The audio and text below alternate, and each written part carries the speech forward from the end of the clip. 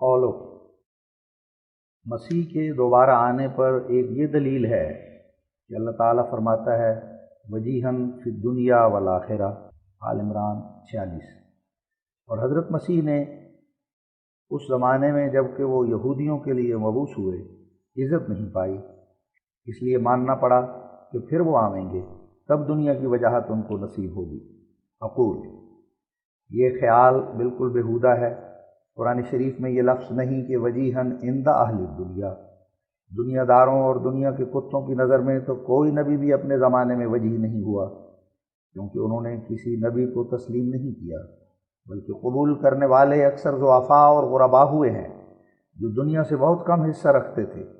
سو آیت کے یہ معنی نہیں کہ پہلے زمانے میں عیسیٰ کو دنیا کے رئیسوں اور امیروں اور کرسی نشینوں نے قبول نہ کیا، لیکن دوسری مرتبہ قبول کریں گے، بلکہ قرآن کے عام محاورے کی روح سے آیت کے یہ معنی ہیں کہ دنیا میں بھی راست بازوں میں مسیح کی عزت ہوئی اور وجاہت مانی گئی، جیسا کہ یحییٰ نبی نے ان کو ماں اپنی تمام جماعت کے قبول کیا اور ان کی تصدیق کی، اور بہتوں نے تصدیق کی، اور قیامت میں بھی وجاہت ظاہر ہوگی۔ پھر میں کہتا ہوں کہ کیا اب تک حضرت عیسیٰ کو دنیا کی وجاہت نصیب نہ ہوئی، حالانکہ 40 کروڑ انسان ان کو خدا کر کے مانتا ہے؟ کیا وجاہت کے لیے زندہ موجود ہونا بھی ضروری ہے اور مرنے کے بعد وجاہت جاتی رہتی ہے؟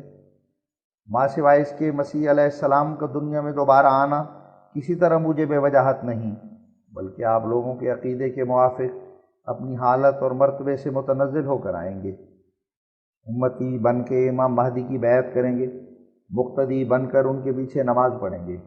بس یہ کیا وجاہت ہوئی، بلکہ یہ تو قضیہ معکوسہ اور نبی اولوالعزم کی ایک حتک ہے، اور یہ کہنا کہ ان سب باتوں کو وہ اپنا فخر سمجھیں گے بالکل بیہودہ خیال ہے۔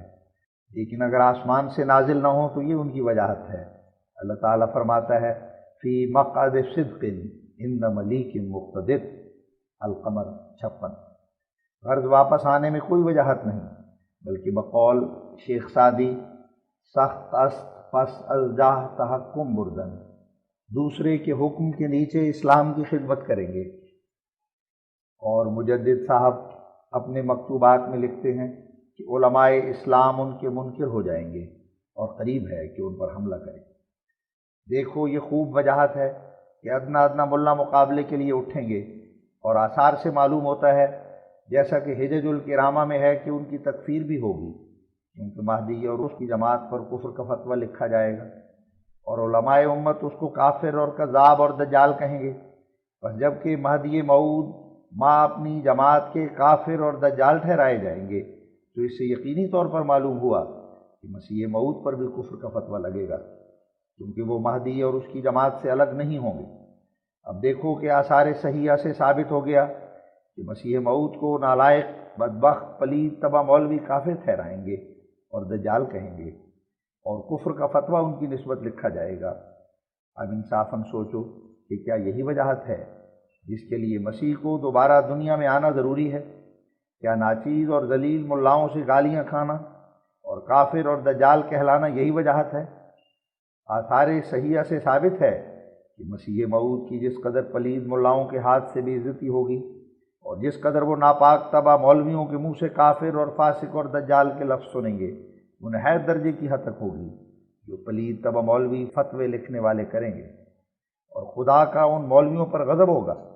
آثار صحیحہ میں لکھا ہے کہ مسیح موعود کے وقت کے مولوی تمام روئے زمین کے انسانوں سے بدتر اور پلید تر ہوں گے، کیونکہ وہ مسیح جیسے راست باز کو کافر اور دجال ٹھہرائیں گے۔ غرض مسیح موعود کو جو مولویوں سے عزت اور وجاہت ملے گی وہ یہ ہے، لیکن جو شخص خدا کے نزدیک، خدا کے فرشتوں کے نزدیک، خدا کے نیک بندوں کے نزدیک عزت اور وجاہت رکھتا ہے، اگر پلید جاہلوں کے نزدیک وہ کافر اور دجال ہو تو اس سے اس کا کیا نقصان ہوا؟ مہ نور می فشاند و سگ بانگ می جند، سگرا بپرس خشمتو با مہتاب چیست۔ اور یہ بھی سوچو کہ اگر وجاہت کے لیے دنیا داروں کی اطاعت اور تعظیم شرط ہے، تو کیا ہمارے نبی صلی اللہ علیہ وسلم جب مکے سے کفار کے ہاتھ سے نکالے گئے اور دکھ دیے گئے تو کیا اس وقت آپ وجی نہ تھے؟ اور مکے کی فتح کے بعد وجی ہوئے۔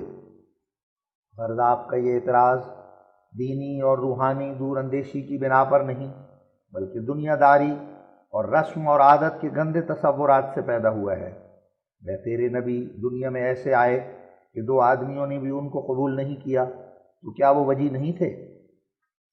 اور حضرت مسیح علیہ السلام کب قبولیت سے بکلی خالی رہے تھے؟ صدہا لوگوں نے ان کو قبول کر لیا۔ یحییٰ علیہ السلام نے ماں اپنی تمام جماعت کے قبول کیا، حواریوں نے قبول کیا۔ تاریخ سے ثابت ہے کہ ایک بادشاہ نے بھی قبول کیا تھا۔ اس بات کے عیسائی بھی قائل ہیں۔ اب اس سے زیادہ اور کیا وجاہت ہوگی؟ یہ وجاہت تو ان کو اپنے زمانے میں حاصل ہوئی، یہاں تک کہ انجیل میں لکھا ہے کہ 100 آدمی اہل حاجت نیاز مندی کے ساتھ ان کے گرد رہتے تھے، اور ہجوم کی وجہ سے بعض دفعہ ان کو ملنا مشکل ہو جاتا تھا۔ اور اگرچہ بعض مولوی یہودیوں نے ان کو کافر کہا، مگر جس زور شور سے مسیح موعود کی تکفیر ہوئی، ایسی تکفیر حضرت عیسیٰ کی نہیں ہوئی، بلکہ انجیل سے ثابت ہے کہ اکثر کفار کے دلوں میں بھی حضرت عیسیٰ کی وجاہت تھی، اور پھر موت کے بعد تو وہ وجاہت ہوئی کہ خدا بنائے گئے۔ اور ہمارے مخالف مولویوں کو تو یہ اقرار کرنا چاہیے کہ انہوں نے اپنی زندگی میں ہی خدا بننے کی وجاہت بھی دیکھ لی اور دیکھ رہے ہیں، کیونکہ ان کے عقیدے کی روح سے وہ اب تک زندہ موجود ہیں۔ اور یورپ کے تمام طاقتور بادشاہ ماں اپنے ارکان دولت کے ان کو خدائے ذوالجلال مانتے ہیں۔ کیا ایسی وجاہت کسی دوسرے انسان کی ہوئی؟ قولو باوجود مقدرت کے حج نہیں کیا، یہ میری ذات پر